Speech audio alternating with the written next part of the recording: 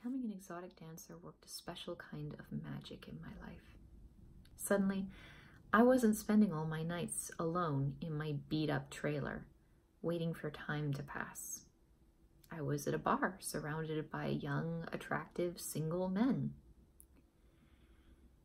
Except I wasn't attracted to any of them. And I was struggling with that. I had really hoped that if I just got somewhere where there was a large enough number of potential dating partners, I don't know, potential mates, eventually I would find somebody that I could form some sort of a real, genuine affection for. And that didn't happen. I met lots and lots of young single men, and I always met them with this sense of hope that maybe this would be the one I was looking for. And none of them were the one I was looking for. Maybe I needed a bigger bar, or at least I needed to get to a bigger town, maybe a city of some sort, somewhere where there were lots of people, lots and lots of people.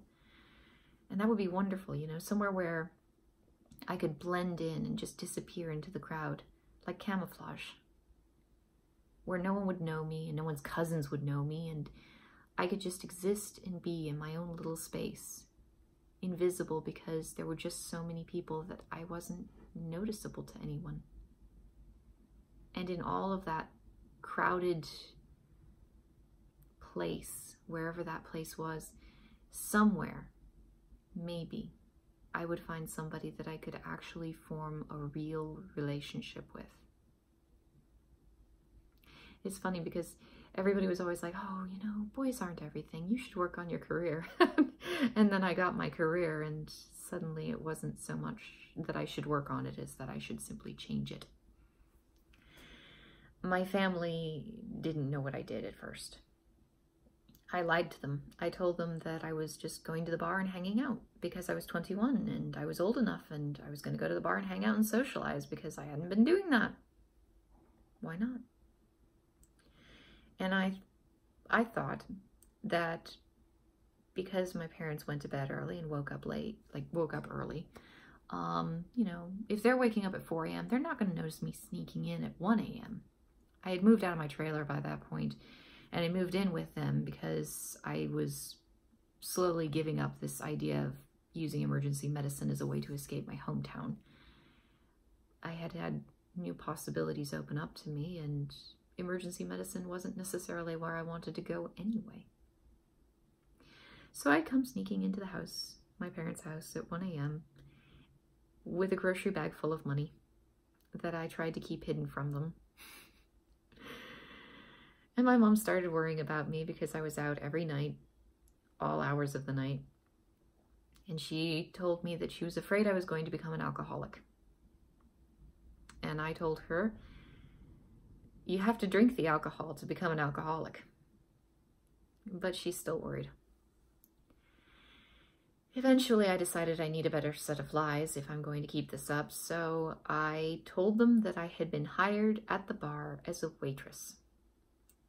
And I was going to wait tables at the bar, and that was why I was out all night, every night.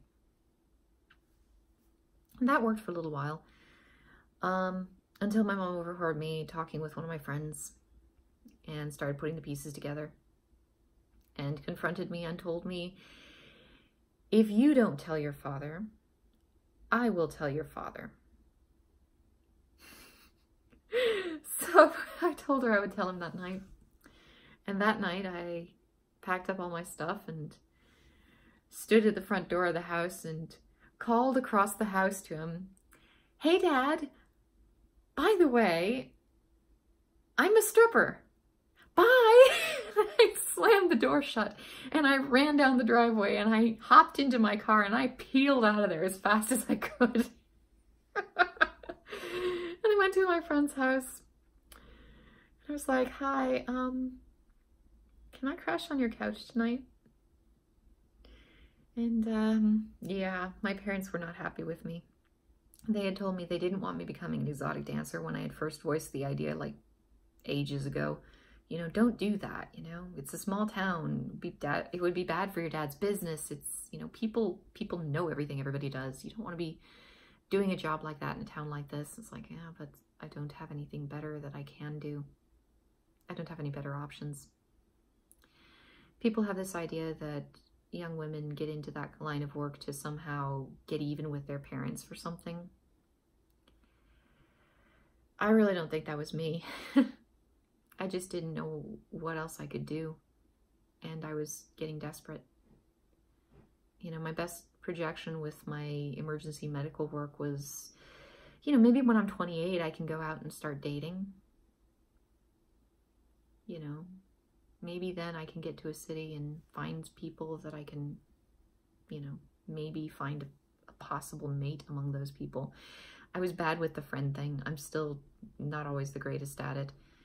But, you know, I wanted at least one person in my life that I really wanted to be myself around someone. And I realized that being myself where I grew up wasn't a good thing.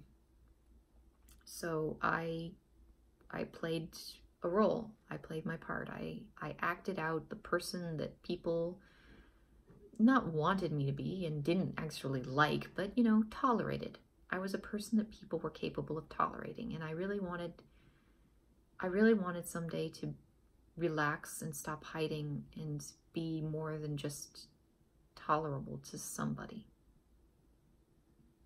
That wasn't going to happen in my hometown. Luckily, once I started working the strip club, I was earning about $300 in cash a night, plus a $500 paycheck at the end of the week. I had funding. And if I had funding, then I had a way out. And if I could get a job in a strip club in some city somewhere, I would continue to have funding and I would be able to support myself. Just like that. So fast and so easy and magical almost. So at some point, I gathered up a nice little pile of money. Oh God, the money was funny.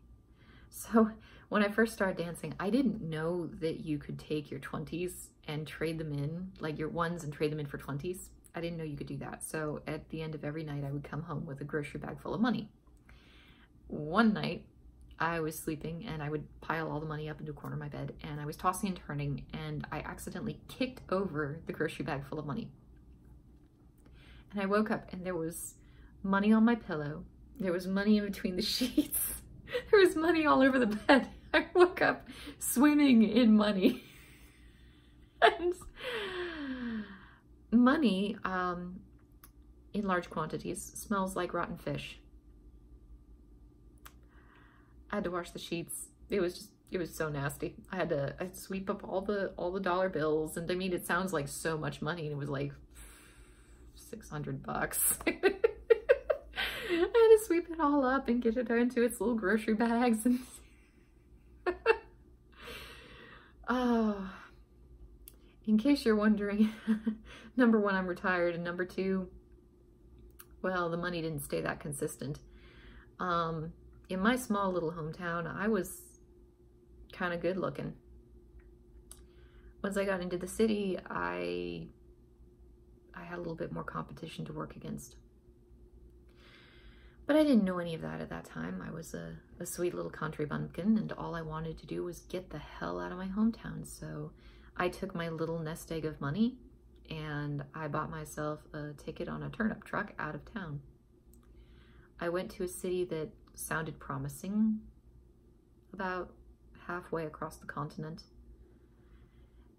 It was kind of a random, you know, throw a dart at the United States map and just whichever city it lands on, that's the one you're going to sort of decision. But, you know, I mean, it sounded promising. I went there and I started looking.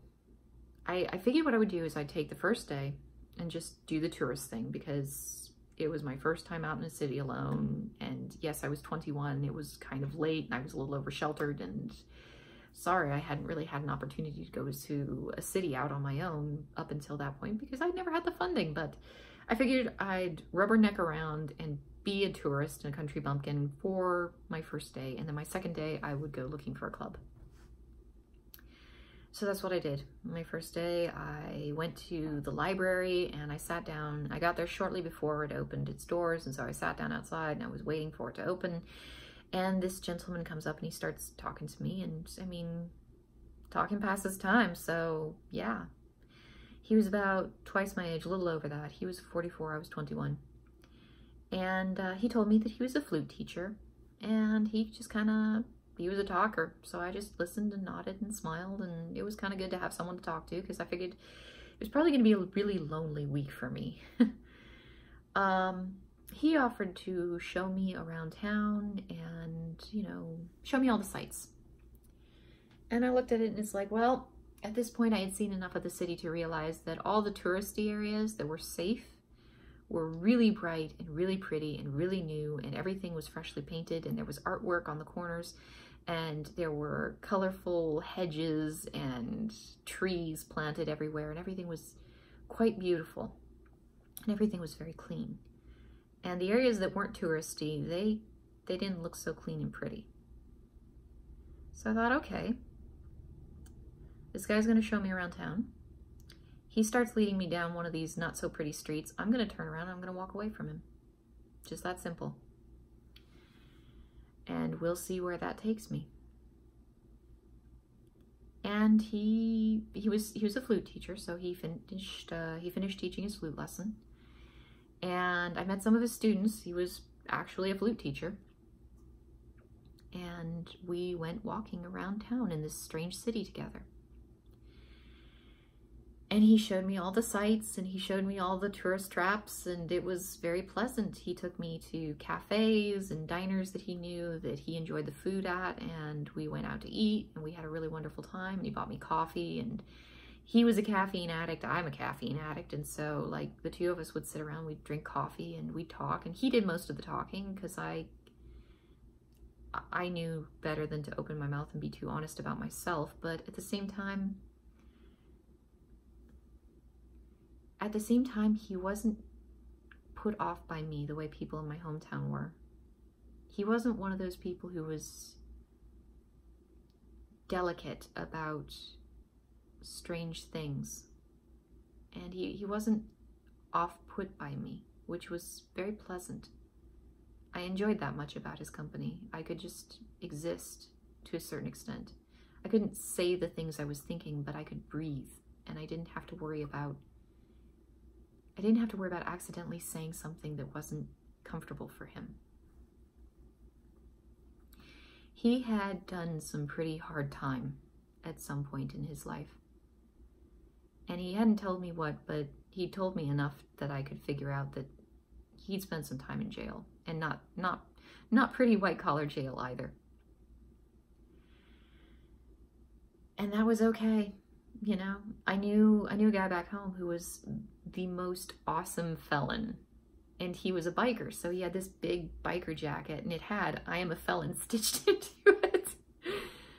He knew most of the cops around town, and he was actually a really nice guy. I remember inviting him over to my house one time, my apartment, when I got my apartment, because I didn't stay at my parents' house forever. I got an apartment, but I invited him over to my apartment. And it was a very nice apartment too. I was really happy to be there. And he had been a house robber. He had robbed people's houses, and he was looking around my apartment and saying, "You see those windows over there?" And I was like, "Yeah." He's like, "That's where they would come in." I was like, "Okay, good to know." Awesome guy, genuinely awesome dude. And this guy in the city, he was not so awesome. He was a little bit darker than that. He wasn't as friendly and cheerful. He was dark. But we got along well together. And so I kept walking with him. And we walked all day, and sometimes we'd walk deep into the night alone together in the city. I remember this one time we were walking through this one area because we'd been Oh, we'd been up to this one spot, and it was a really nice spot. I bought some books there, and we had a good time, but we were walking back, and it was well after dark, and we walked through this area, and there was this spot where all these homeless people were sleeping. And he was talking about how, yeah, that was one of the places that he would go to sleep, because it turns out he was homeless. He didn't have a home. And he wanted to stay in my hotel room with me, and I thought that was not the greatest idea, and he was not terribly pleased about that. And it was a little bit of it was a point of tension between us. He wanted to stay in my hotel room, you know, just sleep on the floor. And I was like, yeah, I don't think that's a good idea. You know, I have a boyfriend. I had a boyfriend. It was my alcoholic boyfriend who was cheating on me with at least one other woman, probably more than that. But, you know, I had a boyfriend. He didn't really agree with that, but, you know, we continued walking, and we got along well. And he took me to a strip club. It was a very nice strip club, and he told me it was the nicest one in town, and I believe him.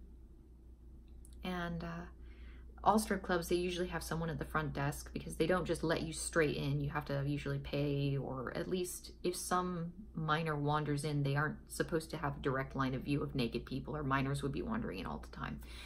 And so, you know, they had a girl at the front desk, and I walked up to her, and I was like, hi. And he comes up right behind me. He's like, is this girl going to be safe in this establishment? You know, shouts at this poor girl, scares her half to death. And I just, you know,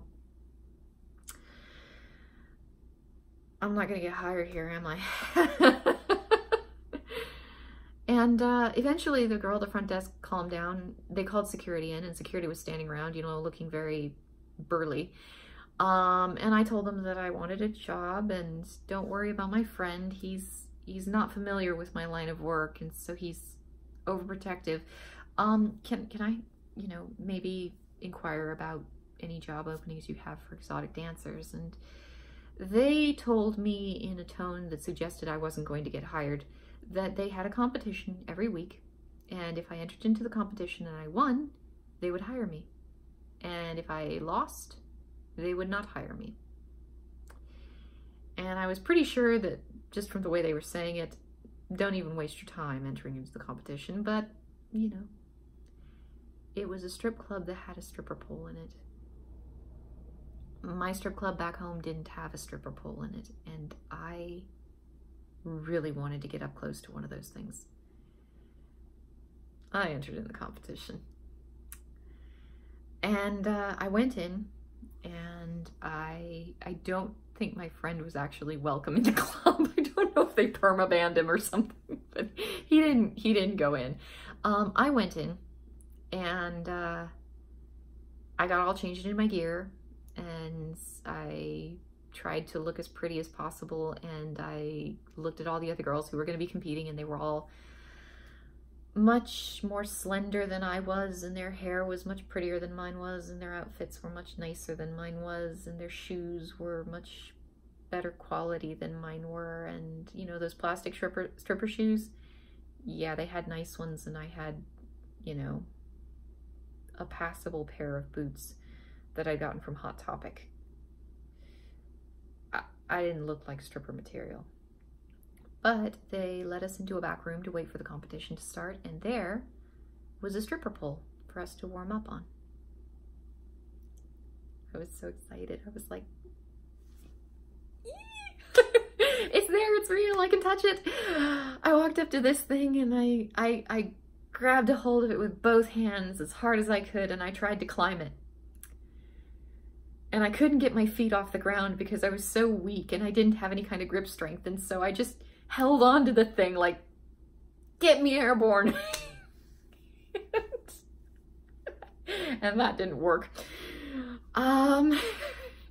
So then the competition started, and as you can probably guess, I came in dead last, which was exactly the kind of information that I needed. I needed to know how to make ends meet in a city. I needed to know how to survive in a city. I didn't need to be coddled, and I didn't need to be told, oh, honey, you're fine. I wasn't fine. I wasn't nearly good enough. And I needed to know that. So, you know, I congratulated the girl who won because she definitely deserved to win. She did a wonderful job. And I walked out, and Met my friend sitting outside the club because I don't think they were too happy to see him in there again. And the two of us started hatching a plan to get me hired at a different club. And all the while I was thinking, okay, I need longer hair. So I went out and I bought myself a wig. I put the wig on, and I need better gear, but I'll get better gear. I think I actually went to a shop. Like, he told me where I could buy some clothes, and I went and kind of bought some extra stripper clothes. I still have the stripper clothes that I bought at that shop. And I got myself some better gear. I got myself a wig to hide the fact that my hair was way too short to look, you know, professionally pretty for a dancer. And I went to a new club and I got hired that night. And we went out to this little cafe that was next to the club I got hired at, and we had a hamburger to celebrate, and then we got more coffee because we were drinking coffee constantly. And I'm, you know, finishing up my hamburger and sipping on my coffee, and he looks at me and he's got this very speculative, serious look on his face. And finally, out of the blue, he says, "The first time I killed someone, I was 14 years old." And I just sat there and took a sip of my coffee and tried to keep my face as blank as I possibly could. No emotion, no expression. Don't show fear, don't show excitement, don't show alarm, don't show any emotion, because there is no emotion that you can show that is going to help at this point in time in this conversation. Because we were having that conversation, the how I ended up in jail and how I did hard time kind of conversation. No emotions needed. So I kept my face blank, and he explained to me how he had gotten offended by this guy who was like insulting him when he was 14, and slit his throat. Dude was a cutthroat. In the literal sense of the word. And that was all okay because he had gone to jail and served his time for murder. Except he didn't go to jail and serve his time for murder for the guy that he killed. He served his time for murder for a dead body that was found in his trunk when he got pulled over one time. And he got pulled over with a dead body in his trunk because his friend had killed someone in, I think it was a drug deal gone bad or something. Anyway, his friend had killed somebody, and he had gone off to dispose of the body. And he got caught with the body. And so he had taken the fall for this because he was already in trouble for having the body in the first place, so he just took the fall for everything. Went to jail, served some hard time, and according to his logic, this was all fair. Everything was fair because he had committed one murder, and he had served time for one murder, and so everything evened out and equaled out, and we're all good. Everything was squared away. Life is good. Except for the fact that he didn't tell me this one time I murdered a guy. He didn't tell me when I was 14 I killed somebody. He told me the first time I killed somebody, I was 14 years old. Dude was 44. 30 years had passed between then and now. I don't know how much time he spent in jail, and I don't know how many other somebodies he might have killed in that time.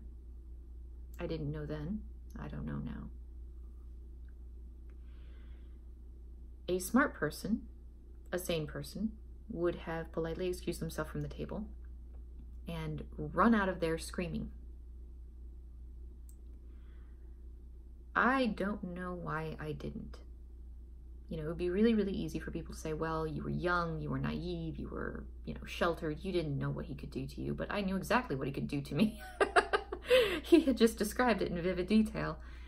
I knew exactly what he could do to me, and I knew exactly how he would do it to me too. Not in a threatening way. He was telling me his story about his life. He wasn't telling me, I'm going to do this to you, but if he decided to do it to me, chances were he was going to follow the same pattern as the last time. Chances were I was never going to see it coming. But I didn't run away.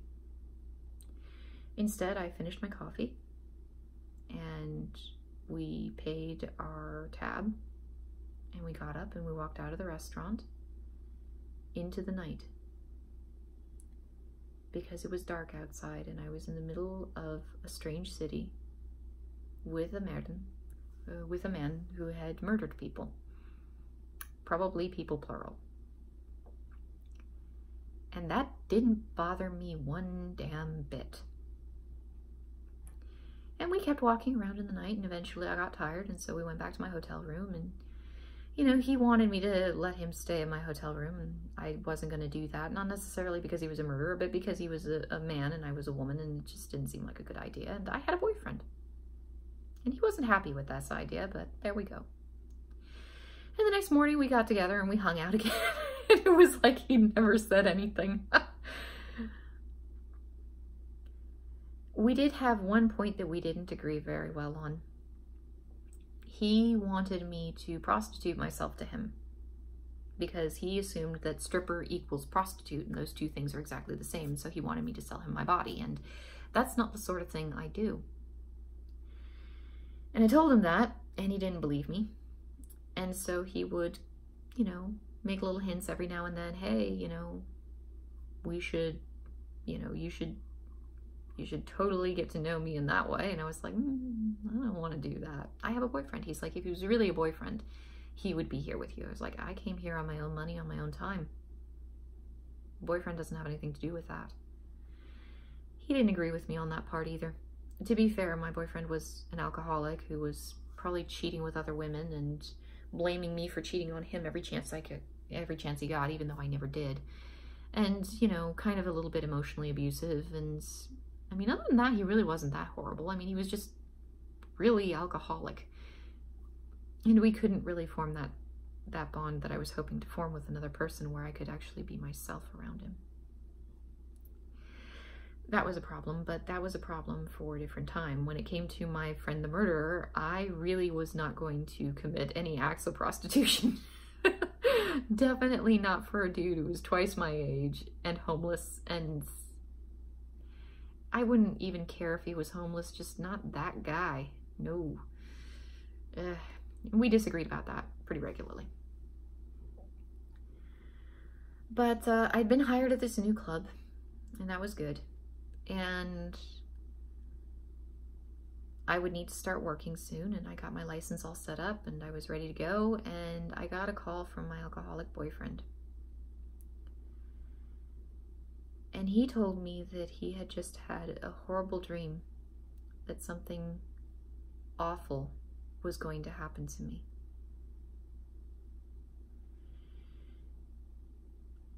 He was the kind of guy who has dreams that come true.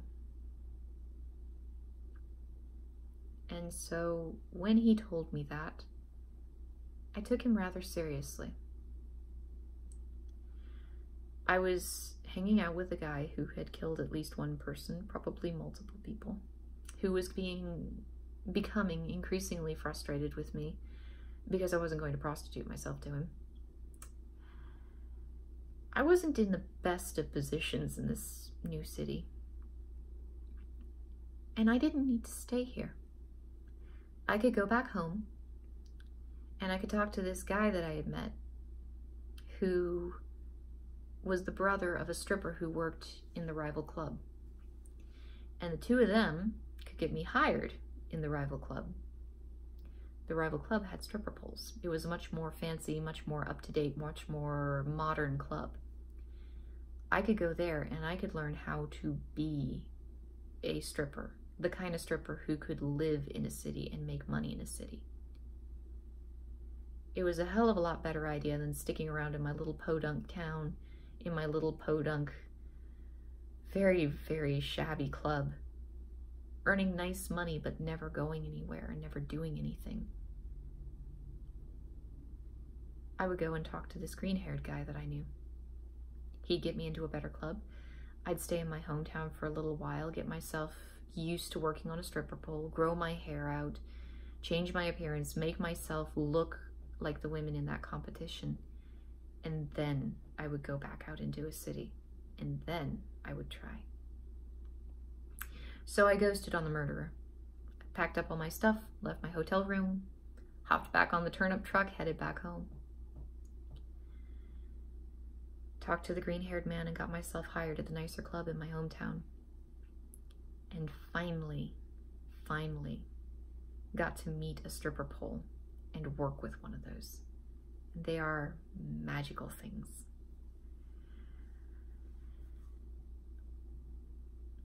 It was a good move. That I would love to talk for hours and hours about stripper poles, but that's going to be a different video because this one's rather long as it is. But that was my first venture out into a city.